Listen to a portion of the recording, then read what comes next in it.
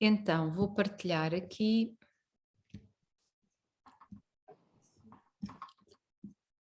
uma apresentação. Portanto, a ideia... Desculpa. Estão a ver? Sim? Está toda a gente a ver? Ok. Sim, obrigada. Pronto, então, a ideia seria continuar aqui a nossa conversa sobre a questão das tendências regulatórias e introduzir aqui ou dar continuidade à conversa sobre os ditos fatores ou critérios ESG, ou seja, Environmental, Social e Governance, e o impacto que isto vai ter nos negócios das empresas, sejam elas de qualquer dimensão, e portanto aquilo que vai mudar no nosso mercado e aquilo que nós devemos, enfim, tentar antever de alguma forma para nos adaptarmos e depois não sermos apanhados em situações que depois são difíceis de resolver. Ora bem, nós sabemos que as alterações climáticas são uma realidade, portanto eu vou falar um pouco sobre isso para vos dar aqui um pouco mais de informação mais técnica, mas penso que, enfim, é um tema hoje em dia, está nas agendas internacionais, está na agenda nacional também. O que talvez não esteja tão claro, porque essa informação não passa de forma tão clara, é que as alterações climáticas impulsionam aqui um novo modelo de financiamento. E que se nós não estivermos atentos a esta realidade e, portanto, se não levarmos isto em consideração, podemos chegar a um ponto em que vamos ter dificuldade em ter as nossas PMEs a aceder, seja a um empréstimo bancário básico, simples, seja a fundos públicos, sejam eles nacionais ou europeus. E, portanto, convém nós irmos acompanhando o que é que se está a passar, porque estas coisas estão-se a passar desde o tempo em que nós estávamos confinados, digamos que isto acelerou bastante durante esse período e foi assim um avanço silencioso, porque não se percebeu muito bem, não houve notícias sobre isso, digamos que a pandemia e a situação de saúde abafou todos os outros temas, quero pensar que não foi propositado, obviamente, e, portanto, digamos que não há assim muita informação explicada sobre esta matéria. Mas pronto, dar-vos aqui algumas notas porque todas as coisas que acontecem têm uma explicação. Nós é que às vezes não temos a informação toda para perceber porque é que determinadas coisas acontecem. Pronto, mas isto tudo tem uma explicação e esta explicação começa aqui, começa na necessidade de nós alterarmos o nosso modelo de desenvolvimento. Pronto. Porque é que nós temos que alterar o nosso modelo de desenvolvimento? Porque o aquecimento global induzido pela nossa atividade, portanto, pela atividade das empresas, dos governos, das pessoas, pelo nosso estilo de vida, já alcançou aproximadamente 1 grau. Eu estou-vos a dar sempre dados do painel intergovernamental para o clima, porque sendo nós uma organização das Nações Unidas temos que obviamente radicar tudo aquilo que vos damos em dados que sejam científicos. E portanto existem outras estimativas feitas por outra tipologia de entidades, mas não sendo elas estatísticas oficiais, nós não temos interesse em apresentá-las e somos responsáveis o suficiente para não ir atrás de determinadas coisas. Pronto, portanto, aparentemente o mundo está numa rota de aumento de temperatura para 3 graus, mas depois os dados científicos não é bem isso que dizem. E portanto nós temos de nos centrar naquilo que está disponível e também temos que pensar que essa rota de 3 graus só acontecerá se nós não fizéssemos absolutamente nada, o que não é verdade, porque há uma série de coisas a acontecer sobre esta matéria. Pronto. Portanto, basicamente, o aquecimento global alcançou aproximadamente 1 grau, há aqui uma variância que o IPCC se reserva, acima dos níveis pré-industriais em 2017, aumentando a 0,2 graus por década. Pronto. Isto faz com que, se nós continuarmos neste ritmo e se nós não fizéssemos absolutamente nada, obviamente vamos ter aqui um problema com o aumento da temperatura. Pronto. Este aquecimento global e esta atividade foi aquilo que fez surgir a necessidade de criar o Acordo de Paris, pronto, que demorou anos a ser negociado, não tantos quanto se pensa, mas alguns ainda, e que em 2015 foi ratificado então, e houve aqui uma aprovação significativa por 156 países ou 158, não tenho bem o número. Pronto, o que é que diz o Acordo de Paris? O Acordo de Paris diz duas coisas muito simples.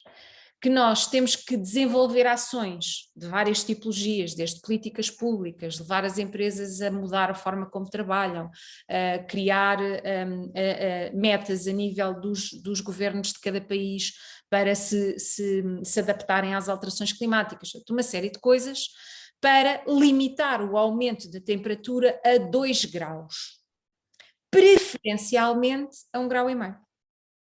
Pronto. E que, porque nós disso já não nos livramos, não é? Ela já aumentou 1 grau e, portanto, agora temos duas opções, aumenta mais meio grau ou aumenta mais 2 graus e, portanto, não vamos para aquelas visões catastrofistas de que vai aumentar 3, 4, vamos todos morrer, não é nada disso, não vamos por aí porque também não é assim. Isso é feito para assustar as pessoas, para as levar a agir, mas obviamente não é esse aqui o foco da nossa conversa. Agora, porquê é que é importante limitar a 1,5 grau e não limitar a 2 graus? Pronto, a diferença é que meio grau de temperatura afeta os sistemas alimentares, ou seja, altera as culturas que são passíveis de ser efetuadas em determinadas regiões. Pronto. E nós deixamos de poder cultivar a cultura X na região Y e vice-versa. Pronto. Mas também é verdade o inverso, que é se calhar vamos poder cultivar outras coisas onde atualmente elas não se dão. Portanto, isto é mais, aqui também há uma questão de adaptação e essa linguagem também começa a surgir e, portanto, nós obviamente temos que reduzir as nossas emissões e isso é mandatório e está perfeitamente definido, mas depois temos que passar à outra parte que é a adaptação. Pronto, eu não sei se vocês ontem, se alguma de vocês viu o telejornal, houve uma entrevista, uma conversa com o Filipe Duarte Santos, que é um investigador muito reconhecido em Portugal sobre esta matéria, uma pessoa que sabe exatamente o que é que está a dizer, e ele diz exatamente isto. Portanto, nós temos aqui várias hipóteses. Oi, temos aqui mais uma pessoa a entrar. Temos aqui várias hipóteses, que é reduzir, e portanto reduzir significa viver com menos, fazer as coisas de maneira diferente e nós de facto não precisamos. Estou com feedback, não sei porquê. Espera só um bocadinho, peço desculpa. Estava-me aqui a fazer barulho. Portanto, viver com menos e nós de facto não precisamos de tanta coisa e conseguimos adaptar-nos e viver de maneira diferente. Alterar, ou seja, adaptar-nos à nova situação e, portanto, se a temperatura aumenta eu tenho que alterar uma série de coisas para me adaptar a essa mudança de temperatura, ou então sofrer, como ele diz. Ou seja, não fazer nada e sofrer. Pronto, sofrer as consequências. Portanto, obviamente ninguém quer sofrer as consequências, até porque elas não são boas, e portanto, obviamente vai haver aqui um esforço, mas é um desafio significativo. Pronto, a questão do meio grau é que faz imensa diferença, sobretudo nos países, nas regiões e nas pessoas que já são mais vulneráveis. Pronto. Portanto, quando nós vemos estes desastres naturais todos na televisão, o que vemos é que obviamente as casas que estão mais mal construídas são as primeiras a cair, aqueles que já pouco tinham são aqueles que tudo perdem, essas pessoas são aquelas que normalmente não têm capacidade para repor absolutamente nada. Nós vimos agora a situação das cheias na Alemanha, mas também vimos a senhora Merkel logo a vir dizer que o país tem capacidade financeira para repor tudo aquilo, e nós sabemos que é assim. Quando isto acontece no Malau e no Ruanda ou noutro sítio qualquer, nós sabemos que não é assim. Pronto. E, portanto, qualquer alteração na temperatura, aquilo que faz é criar mais eventos extremos, quanto maior for esse aumento, essa diferença de temperatura, e o que acontece é que, obviamente, nos países ricos nós temos capacidade de recuperação e nos países que são em desenvolvimento e, portanto, que têm escassos recursos, o que acontece é que aquelas pessoas perdem o seu modo de vida. Pronto. E perder um modo de vida para quem já tem muito pouco é muito diferente de uma pessoa num país desenvolvido que tem uma vida organizada alterar algumas coisas na sua vida. Daí a importância de tentarmos trabalhar para limitar a temperatura a 1,5 grau e não a 2 graus. Pronto, e é essa a lógica deste enquadramento. Pronto, eu vou colocando aqui em baixo enfim, vocês veem aqui em baixo, estão aqui as referências de onde é que estas coisas saem. Ora, o que é preciso fazer para limitar a temperatura a 1,5 graus? É preciso limitar as emissões, ou seja, é preciso alcançar as zero emissões líquidas globais, portanto, do mundo, de CO2 em 2050. Pronto. Nós não estamos a falar nunca só de CO2, estamos a falar de outro tipo de gases que também são emitidos, mas obviamente para facilitar também a comunicação e porque a maioria desses gases são CO2, a linguagem é esta. Pronto. E obviamente fazer este alcance das zero emissões líquidas em 2050 implica reduzir as emissões e não compensar. Pronto, portanto, nós vamos ter que trabalhar na redução, todos nós, e isso vai ser efetuado a partir de muitos drivers, muitos impulsionadores.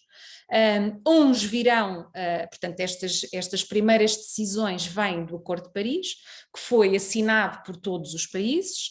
Dentro dessa ratificação, depois é pedido a cada país que faça as suas metas nacionais.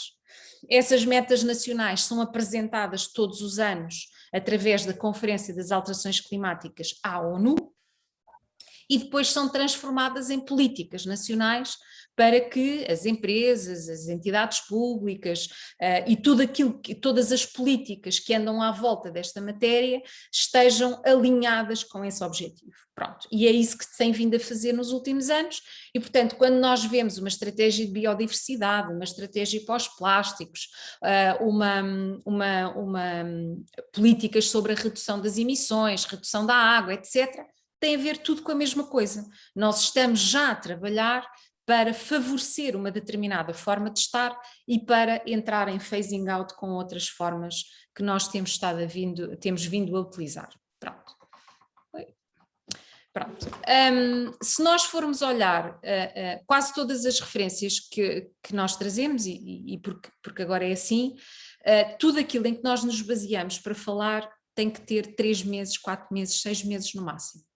Porque isto não é uma ciência exata, estão milhares de pessoas em universidades, centros de investigação, empresas, organizações supranacionais a trabalhar sobre isto todos os dias e, portanto, nós temos que nos basear sempre em informação muito, muito, muito, muito recente, porque tudo o resto já passou e já está completamente desatualizado. Pronto. O World Economic Forum publicou o seu relatório global de risco, eles fazem isto todos os anos. É um documento extremamente interessante, está disponível online, é só fazer download, tem muitíssima informação.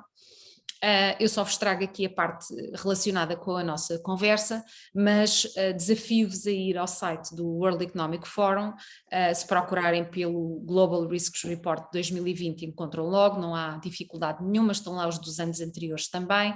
Há muitas organizações que seguem estas terminologias e estes relatórios porque eles têm informação muito útil para aquilo que vai acontecer depois ao nível das políticas públicas e portanto basicamente aqui o que temos é uma informação que nos diz que os principais riscos com probabilidade de virem a ocorrer nos próximos anos são todos do foro ambiental.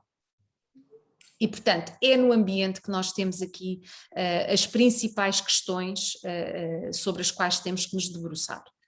Dito isto, tenho que dizer o inverso, que é o nosso objetivo não é salvar o planeta, o nosso objetivo é ajudar as pessoas a viver melhor e é trabalhar para a nossa qualidade de vida e para a nossa saúde.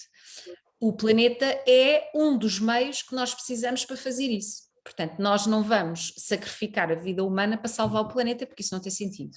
O que tem sentido e a lógica da Agenda 2030 e dos Objetivos de Desenvolvimento Sustentável é esse, é uma agenda para as pessoas, onde nós temos que levar em consideração quais é que são os recursos que nós utilizamos e que nós gastamos no dia a dia para poder satisfazer as necessidades das pessoas. Pronto, é a lógica do desenvolvimento sustentável.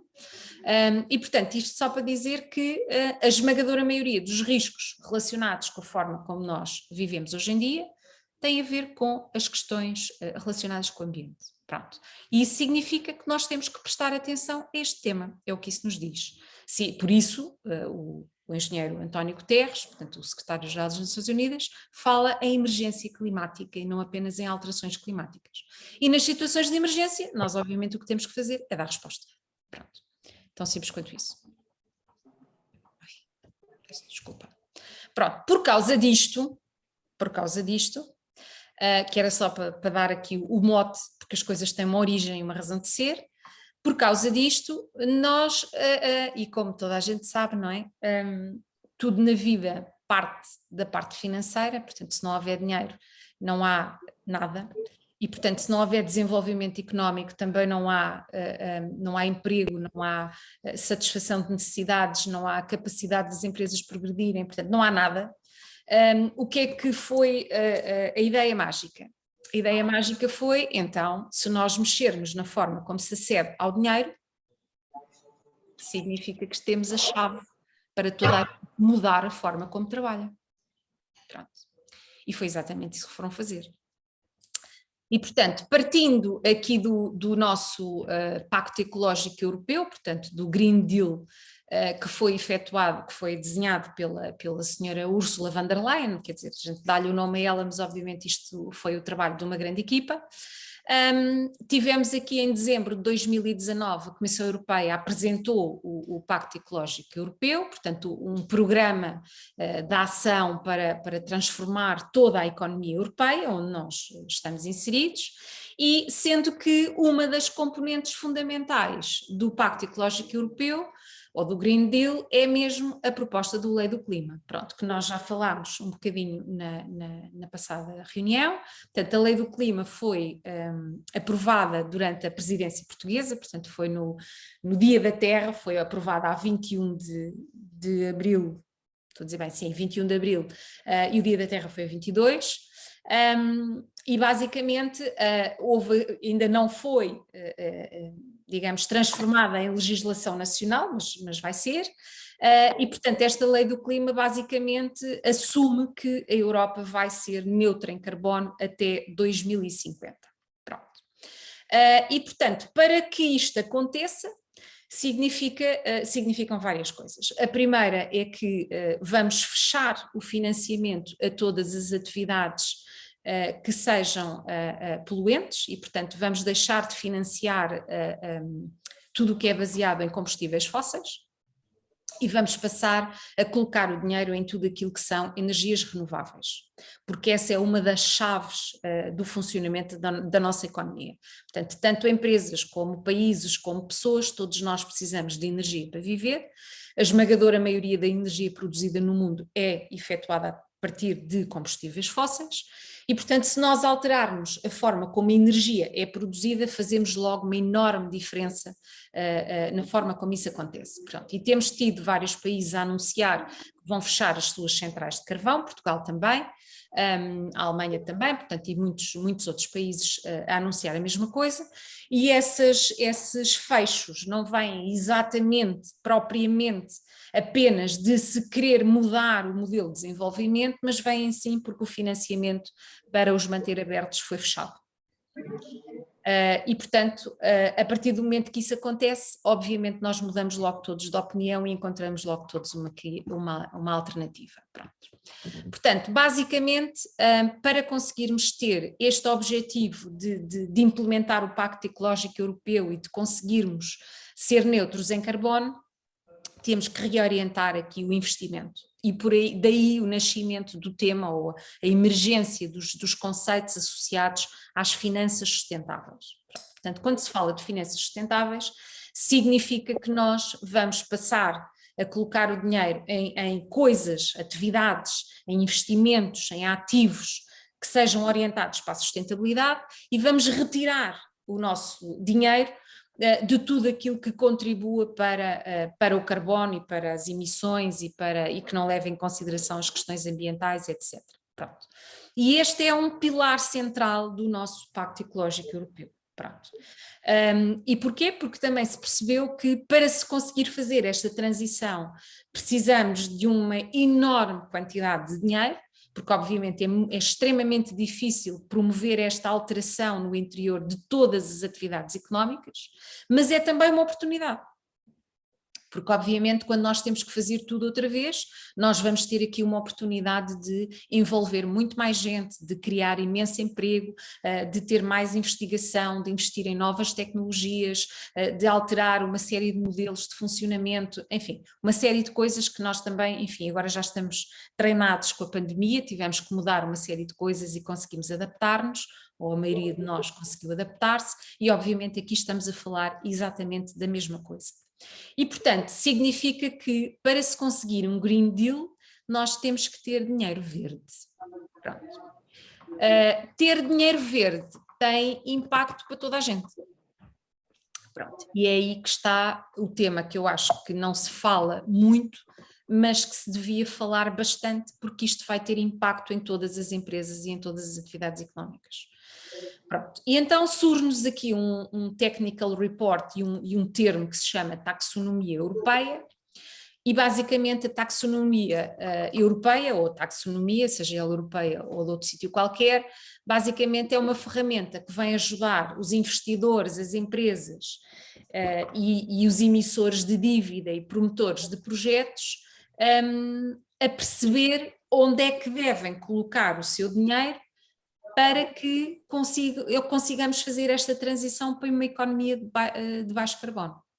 Ou seja, cada vez que alguém pensa em efetuar um determinado investimento, como é que essa pessoa avalia esse investimento para garantir que o vai colocar numa coisa certa? Pronto, e uma coisa certa é aquela que tem futuro garantido e não aquela que vai acabar a curto prazo ou a médio prazo, e portanto a dita transição para uma economia em baixo carbono. Pronto. Ora, isto leva-nos aqui para, enfim, há uma miríade de documentos relacionados com esta matéria. Pronto, este que eu mostrei aqui, tudo isto está disponível, como devem imaginar, portanto é só fazer pesquisas e eles estão lá. Não são documentos muito difíceis de ler, são facílimos de perceber, estão escritos numa linguagem que toda a gente entende. Não se percebe muito bem depois como é que nós depois, na prática do dia-a-dia, podemos ver isto acontecer. Eu vou tentar traduzir isso aqui um bocadinho diretamente. Pronto. Este regulamento foi publicado a 18 de junho de 2020. Eu relembro que nós entramos em confinamento em março. Isto foi publicado 2 meses depois, não houve nenhuma conversa sobre esta matéria, estávamos em plena pandemia, preocupadíssimos com o que é que ia acontecer no mundo. E, portanto, isto não era tema, pronto. Mas a verdade é que durante esse período foi quando saíram mais coisas relacionadas com esta matéria, que obviamente já estavam a ser trabalhadas desde 2018 e desde 2019, pronto. Mas a verdade é que este tema, não estando na agenda, faz com que as pessoas depois sejam um pouco apanhadas um pouco de surpresa em algumas situações. Pronto. Eu não transpus para aqui o regulamento, portanto ele está aqui à vista, depois vocês podem olhar para ele com mais atenção, mas basicamente o que é a taxonomia europeia? A taxonomia europeia é dizer-nos se uma atividade é sustentável ou não é. Pronto. E portanto, basicamente este regulamento vem estabelecer os critérios que nos dizem se uma determinada atividade económica é qualificada como sustentável, do ponto de vista ambiental, ou não. Pronto. Portanto, aquelas que não forem qualificadas como sustentáveis não vão ter acesso a financiamento. As que forem qualificadas como sustentáveis vão ter acesso a financiamento. Basicamente é isto. Por isso é que hoje se fala tanto na banca sobre a descarbonização das carteiras. Pronto. O que é que estamos a falar sobre a descarbonização das carteiras? Também já vamos falar nisso um bocadinho mais à frente. Tem a ver com eu não ter ativos tóxicos, não agora do ponto de vista financeiro, mas do ponto de vista ambiental. Portanto, eu não ter investimentos que não levam em consideração as questões da sustentabilidade. E, portanto, significa que tudo aquilo que eu vier a financiar a partir daqui, eu vou fazer um escrutínio para ter a certeza absoluta que eu não estou a comprar um ativo ou a financiar um ativo que mais à frente se vai virar contra mim. Porque depois a banca vai ter que reportar sobre onde é que tem o seu dinheiro colocado e a própria banca tem problemas de financiamento se tiver o seu dinheiro colocado em ativos que não são verdes. Pronto. A semana passada saiu uma orientação do Banco Central Europeu, portanto, que regula os europeus, não é? Pronto. Sobre como é que a banca deve reportar sobre as suas carteiras verdes. Pronto. Portanto, nós começamos a ver aqui uma escadinha, não é? Portanto, o Banco Central Europeu pede aos bancos, os bancos obviamente pedem às empresas, não há outra maneira, porque a banca, para saber e para poder reportar para trás, e para poder mostrar qual é a percentagem do seu investimento, a que é que ele está alocado, obviamente vai ter que pedir essa informação às empresas, porque não tem outra forma. As empresas, se quiserem ter financiamento, têm que apresentar indicadores relacionados com a sustentabilidade, porque senão não têm acesso a financiamento. Basicamente é isto. E é desta maneira que nós transformamos o dinheiro em dinheiro verde. Para quê? Para financiar esta transição também em carbono. E, portanto, isto obriga a que, cada vez que eu peço dinheiro para fazer alguma coisa, eu tenho que mostrar onde é que vou aplicá-lo e tenho que mostrar quais são os meus critérios de sustentabilidade. Portanto, há sempre uma parte do dinheiro que é investida em sustentabilidade, basicamente. E com isso, vamos empurrar toda a gente no mesmo sentido, porque não há nenhuma empresa que não precise de dinheiro para se financiar e não há ninguém que não precise de dinheiro para viver. Pronto. Como é que se determina, então, o grau em que um determinado investimento é sustentável? Desta forma que aqui está. Portanto, foram definidos 6 objetivos ambientais. Esses 6 objetivos são estes que aqui estão ao lado, portanto, mitigação das alterações climáticas, que é reduzir as emissões, mesmo, levar isto a zero. Adaptação, ou seja, vai haver sempre uma parte das emissões que nós não conseguimos controlar e vai haver sempre necessidade de nos adaptarmos às alterações climáticas, porque se eu souber que há cheias todos os anos na região X, obviamente quando eu for lá construir alguma coisa vou fazê-lo de maneira diferente e naturalmente sabendo que eu tenho cheias todos os anos naquela altura do ano eu vou-me proteger de outra forma. Pronto. E portanto a adaptação é isto, é adaptar culturas, adaptar estradas, adaptar tudo aquilo que nós fazemos para sermos mais resilientes aos eventos extremos e às consequências das alterações climáticas. Pronto. Depois, o outro objetivo tem a ver com a sustentabilidade e proteção da água e dos recursos marinhos, portanto nós temos escassez de água potável, porque depois há imensa gente, mas há imensa água no mar, não é potável. E os processos de dessalinização não são uma coisa assim tão simples quanto isso. E portanto há um objetivo relacionado com esta matéria, transição para a economia circular, porque fala-se imenso de economia circular, mas nós ainda estamos em projetos piloto na maioria das entidades, ou seja, ainda são coisas pequeninas que nós precisamos de fazer escalar de forma significativa. A economia circular é uma boa notícia para todas as empresas, porque significa que elas vão deixar de ter resíduos e vão passar só a ter recursos. E mesmo quando é um resíduo que resulta da sua atividade, pode ser um recurso para outra organização e, portanto, podem vendê-lo e tentar fazer alguma coisa com aquilo e, se calhar, repensar mesmo a forma como nós produzimos e a forma como nós apresentamos as coisas e a forma como nós utilizamos os resíduos, tudo isso. Depois, prevenção e controle da poluição, portanto, obviamente precisamos de alterar basicamente tudo, ou seja, as formas de produção de energia, as formas como utilizamos a energia, a quantidade de energia que nós utilizamos nos nossos processos produtivos, nas nossas casas, apostar na eficiência energética também, porque, enfim, nós que éramos um país de clima brando, digamos assim, nunca apostámos na eficiência das casas e hoje passamos frio e passamos calor e gastamos quantidades enormes de energia a tentar climatizar uma coisa que foi desenhada mal de raiz e que, portanto, consome imensa energia quando podia não consumir. E depois também proteção e restauro da biodiversidade e dos ecossistemas. Porque nós, obviamente, com as alterações da temperatura e as alterações das condições num determinado local, alteramos os animais e as plantas que estão nesses ecossistemas e isso depois tem consequências de outra natureza. Portanto, basicamente, a classificação destas atividades, primeiro, tem que dar um contributo substantivo para um dos 6 objetivos, portanto, para um destes 6 que eu acabei de dizer. Segundo, mesmo dando um contributo para um grande, não pode prejudicar os outros, porque senão não estaríamos num círculo virtuoso, estaríamos num círculo vicioso, não é? Pronto. Depois, ter em consideração as questões humanas, E, portanto, embora nós aqui estejamos a falar de um investimento sustentável do ponto de vista ambiental, temos depois aqui duas grandes linhas de orientação. A primeira, as diretrizes da OCDE sobre empresas multinacionais, que nos vem falar sobre direitos humanos, práticas laborais, questões anticorrupção, saúde e segurança, envolvimento dos trabalhadores, diálogo social, tudo isso. E também os princípios orientadores das Nações Unidas, que foram desenvolvidos pelo John Ruggie, que têm também muitas questões relacionadas com o trabalho infantil, o trabalho forçado, as condições de trabalho, a segurança, tudo isso. Pronto. Ou seja, nós não podemos, como eu dizia há pouco, salvar o planeta para prejudicar as pessoas. E, portanto, as pessoas estão sempre presentes e são uma preocupação constante. E é por causa delas que nós vamos, obviamente, mexer nas questões ambientais e não apenas por este objetivo único. E depois ainda, obviamente, satisfazer, está aqui um erro ortográfico, satisfazer os critérios técnicos de avaliação que tenham sido estabelecidos pela entidade em questão. Pronto. E, portanto, significa que hoje em dia, se eu quiser aceder a um determinado financiamento, há uma série de coisas que eu vou ter que garantir que cumpro. Pronto.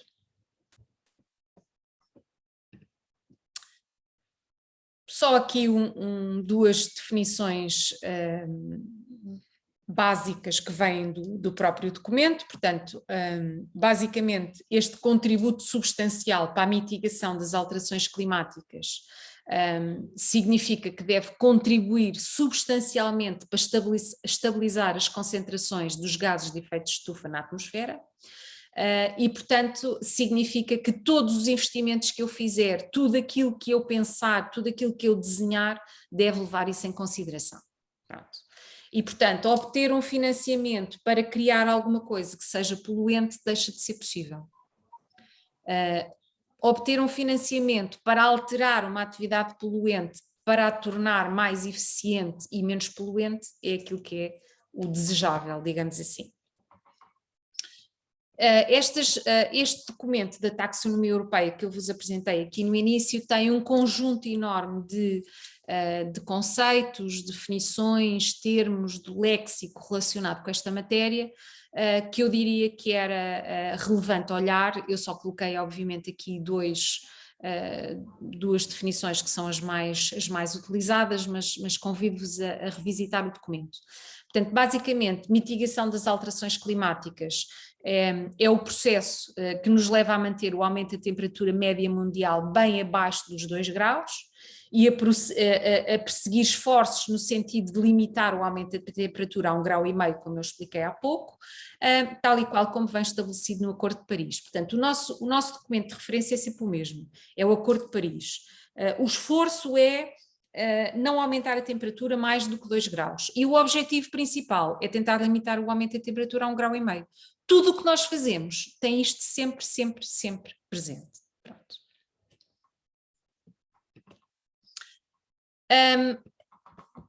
Uma questão aqui para concluir esta parte. Portanto, basicamente, os limites de desempenho irão ajudar as empresas que promovem projetos e que emitem dívida, etc., a ceder a financiamento verde para melhorar o seu desempenho ambiental. Portanto, basicamente, a banca vai ter que mostrar o seu desempenho ambiental perante os seus financiadores, nomeadamente o Banco Central Europeu, e em função desse desempenho ambiental tem determinadas taxas associadas ao financiamento.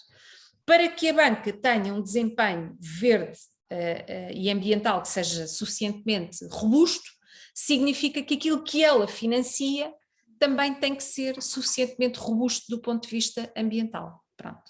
E, portanto, com isto nós estamos a colocar aqui uma alavanca, um acelerador, um impulsionador na economia para tentar aumentar os setores que são de baixo carbono e para tentar descarbonizar, ou seja, levar a maior eficiência e a introdução e a transição daqueles que são de alto carbono. Basicamente é isto que se tenta fazer a partir do financiamento.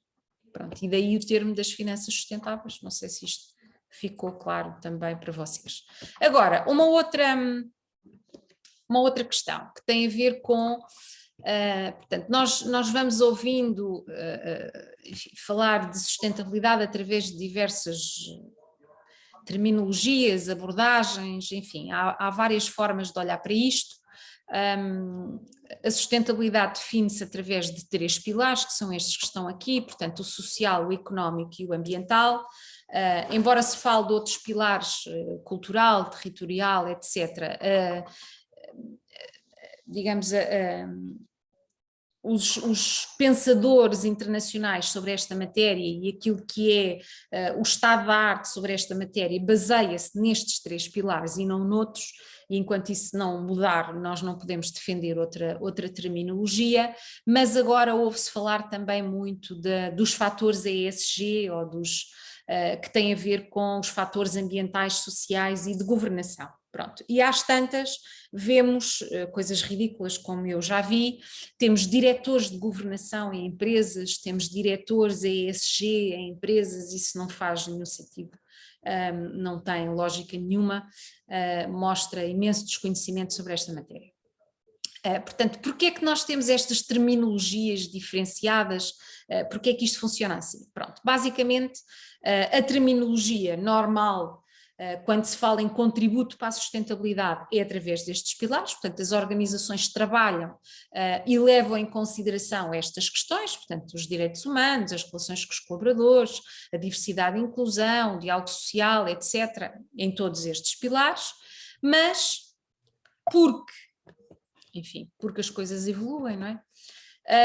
Porque os gestores de ativos tinham que ter informação que fosse comparável entre empresas, para tentar perceber onde é que deviam colocar os seus investimentos, surgiu aqui uma terminologia associada aos mercados financeiros, pronto, que basicamente são os fatores ESG.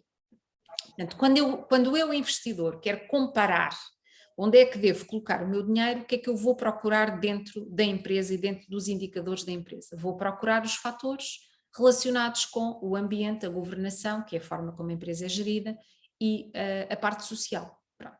Portanto, já não me interessa apenas a questão do desempenho financeiro da empresa, porque se eu não levar em consideração estes fatores, que são aquilo que que é isto que vai determinar onde é que vai ser colocado o investimento no mundo, significa que eu estarei a fazer um péssimo investimento. E porque havia essa necessidade de comparação entre as empresas, começam a surgir diversos serviços financeiros relacionados com a sustentabilidade, que têm depois estas terminologias de ESG ratings, rankings, índices de sustentabilidade, fundos socialmente responsáveis, estamos sempre a falar da mesma coisa. Pronto. Basicamente, o que estas entidades vêm trazer ao mercado é informação analítica que permite avaliar o desempenho de cada empresa relativamente a estes 3 critérios. Pronto. Aqui ao lado temos aqui alguns exemplos que estão relacionados com alguns índices que já fazem isso, estes são os mais conhecidos, e é só para verem o que é que vai ser avaliado. Portanto, para além das questões financeiras, naturalmente, a metodologia de avaliação das empresas foi alterada, levando em consideração os ditos 3 pilares da sustentabilidade, o ambiental, o social e o económico, trazendo-os para dentro dos fatores ESG. E, portanto, se quiserem ver aqui no FTSE4Good, temos basicamente aqui no ambiente, vemos a gestão ambiental, a questão das alterações climáticas, portanto, e o grau de adaptação da entidade às alterações climáticas, a utilização da água, a biodiversidade, a poluição, a cadeia de fornecimento, portanto, a quem é que se compra e se as entidades a quem eu compro, que tipo de informação é que eu recolho também sobre esta matéria. Portanto, a nossa primeira sessão foi sobre diligência de vida. A diligência de vida são as estratégias que eu tenho e as metodologias que eu tenho para conhecer a minha cadeia de abastecimento e as entidades a quem eu compro, e portanto, e aqui aparece-nos outra vez esta terminologia. Depois a nível social, outra vez a cadeia de fornecimento, portanto o que é que eu avalio na cadeia de fornecimento relacionado com as questões agora sociais e não apenas as ambientais, a responsabilidade do cliente, os direitos humanos, padrões laborais, prevenção e segurança, enfim, tudo o que tem a ver com a gestão das pessoas também. E depois na governação, ou seja, questões fiscais, questões de gestão de risco, metodologias anticorrupção, como é que a empresa é gerida, se eu tenho aqui dualidade no interior da empresa para garantir que são tomadas boas decisões, enfim, uma série de coisas. E, portanto, significa que se o investidor precisa desta informação para poder tomar uma decisão sobre onde é que vai colocar o dinheiro, esta informação tem que aparecer. E embora nós não encontremos, que encontramos, mas não encontramos mesmo para as microempresas, para essas ainda não encontramos, obrigatoriedades de reporte de informação de desempenho em sustentabilidade, a verdade é que elas vão ser colocadas perante essa necessidade pelos seus financiadores e obviamente também pelos seus clientes, porque eles depois precisam de reportar o seu desempenho e têm que mostrar a que empresas é que compram, como é que as avaliam, como é que analisam o risco de comprar a uma empresa que não leva em consideração nem as questões sociais, nem as questões ambientais. Eu diria que isto é uma ótima notícia para Portugal, porque nós temos, não somos perfeitos, não é, naturalmente, mas somos um país desenvolvido que já tem legislação extremamente avançada nestas duas matérias e que obviamente leva em consideração uma série de questões que ainda não estão presentes em muitas outras regiões do mundo e em muitos outros países. Portanto, basicamente, estes fatores ESG utilizam-se neste contexto, porque basicamente o investidor, para além de olhar para o retorno financeiro de um determinado investimento, vai olhar também para o retorno ambiental desse investimento. Pronto. E depois temos aqui, que eu não vou demorar-me aqui, os fatores ambientais que são analisados, ou a tipologia de fatores ambientais que são analisados, os fatores sociais que são analisados e os fatores do governo das sociedades. Pronto. É disto que se está a falar quando se fala em fatores ESG.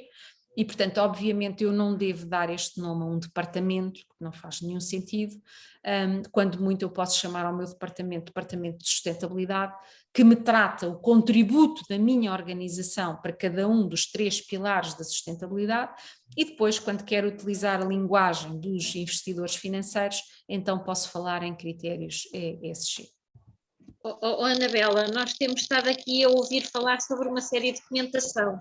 Diga-me uma coisa, essa documentação depois fica disponível para nós?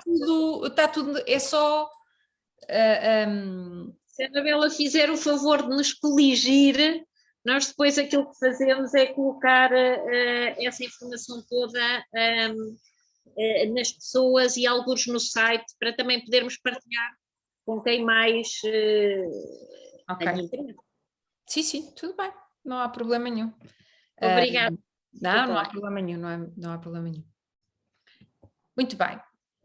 Aqui também só para vos resumir o que é que são então o que é que está dentro de cada pilar, que basicamente também é um resumo do que está ali atrás, só para nós termos consciência que, enfim, de quais são as terminologias que são utilizadas e quais são as temáticas que se encontram dentro de cada um destes pilares. Portanto, aqui também não tem assim nada de novo, já tínhamos visto isto também no anterior. Que ele não está, pronto. Isto leva-nos aqui a outra questão, que é, portanto, há uma diretiva de informação não financeira, essa diretiva já tem alguns anos, portanto ela já foi transposta há alguns anos, em 2018, também não foi assim há tanto tempo, mas basicamente aquilo que se verificava com essa diretiva é que ela era aplicada apenas àquilo que se chamam entidades de interesse público, e essas entidades de interesse público estavam muito fechadas naquilo que são as empresas cotadas em bolsa e as entidades, as instituições financeiras, portanto banca e instituições financeiras em geral. E a verdade é que aquilo que se tem andado a discutir, portanto ao longo deste período em que a diretiva esteve em funcionamento, embora a transposição da diretiva não tenha sido efetuada da mesma maneira para todos os países, porque houve países que alargaram essa necessidade de reporte. No caso concreto, para além destes setores que eu estou a dizer, também só se aplicava a empresas com mais de 500 colaboradores, o que dava cerca de 1.700 empresas no espaço da União Europeia, o que é pouquíssimo. Pronto. com muitas consultas sobre esta matéria e, enfim, e muitas discussões sobre este tema, basicamente levou-se à necessidade de fazer uma revisão dessa diretiva no sentido de a alargar. E, portanto, alargar no sentido de ela ser, dela abranger um maior número de entidades e, portanto, aquilo que está previsto é que passemos das atuais 11.700 para cerca de 55 mil empresas. Pronto. E aqui já temos abrangidas todas as PMEs que também sejam cotadas, e obviamente como todas estas empresas, estas 55 mil que forem abrangidas, vão precisar da dita informação também dos seus, das entidades, dos outros fornecedores com quem trabalham, é desta forma que isto acaba por chegar também às microempresas, pronto. Ou seja, diga. Estamos a ouvir, Anabela, diga. estamos a ouvir mal. Ah, é? Eu não notei nada. Anabela? Sim. Estamos a ouvi-la mal. Não, eu pelo menos não a estou a ouvir. Eu também não. Não? Não me estão a ouvir agora, não? Oi? Eu deixei de ouvir também, completamente. Ok. Pois, já percebi. Vou passar para nós.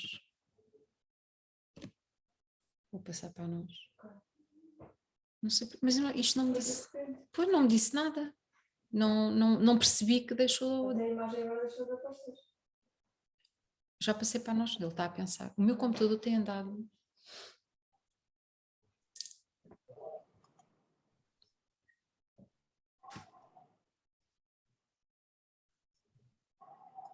E agora, estão-me a ouvir?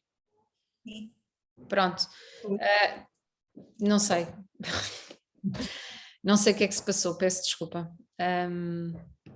Mistérios da internet. Pronto, eu estava aqui também já a terminar. Estava eu a dizer que com este alargamento do âmbito vamos passar de um conjunto de cerca de 1.700 empresas, de 11.700 empresas para cerca de 55 mil, que têm que reportar sobre estas matérias. Como elas também têm que reportar sobre as suas cadeias de abastecimento, basicamente, obviamente, nós vamos multiplicar a necessidade de apresentar informação sobre estas matérias, alargá-la a um número muito significativo de entidades. Basicamente é isso que acaba por... Não, estou aqui. Pronto. Tinha agora aqui um vídeo que eu gostava que vocês vissem. Vou pedir a quem não tem o... Sim, eu estava aqui a fechar. No silêncio, isso, Anabela, obrigada. Era isso que eu estava a fazer, que era para ver se conseguíamos aqui passar. Bem, antes do vídeo, só colocar aqui uma mnemónica, digamos assim. Basicamente, estas são as principais questões que nós enfrentamos e que são aquelas que fazem parte da Agenda 2030 das Nações Unidas. Portanto, quando nós olhamos para aqueles 17 Objetivos de Desenvolvimento Sustentável, basicamente aquilo que estamos a ver é isto, ou seja, é um elencar dos principais focos de necessidade que nós encontramos nas diversas regiões do mundo e que são extremamente significativas do ponto de vista do nosso bem-estar, da nossa sustentabilidade demográfica e do funcionamento do planeta. E, portanto, a única forma de abordar isto de forma significativa é tornar todas as entidades, todas as organizações, não interessa se é público ou se é privado, em entidades que sejam mais responsáveis.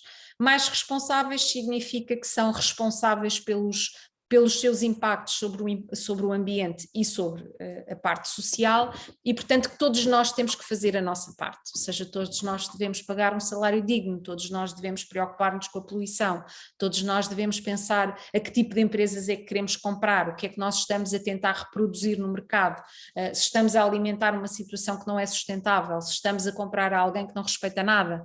Pronto, é um bocadinho essa a lógica aqui de funcionamento, que através do financiamento vai nos obrigar de forma mais rápida a fazer isto. Basicamente é isso. Pronto, e agora ver se eu conseguia, não devo conseguir, mas se não conseguir desta maneira consigo de outra, porque eu ontem consegui, depois não consegui, enfim. Vou ter aqui que interromper.